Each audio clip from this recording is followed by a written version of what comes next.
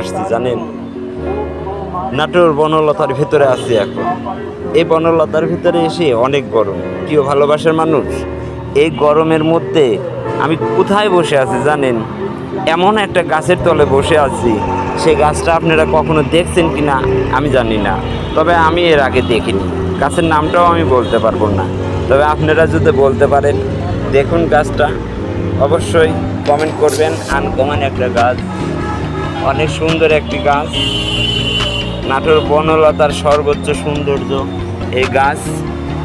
দেখুন, সৌন্দর্যের অভাব নাই। আমি আরো ভালো করে দেখাই।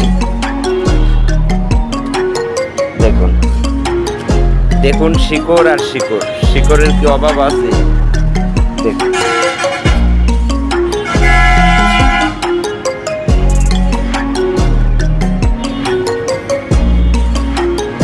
এটার মূল শিকড় কোনটা আমি বলতে পারলাম না, তবে গাছটা অনেক সুন্দর, অনেক সুন্দর। পাতাগুলো এমন, গাছের উপরটা এমন।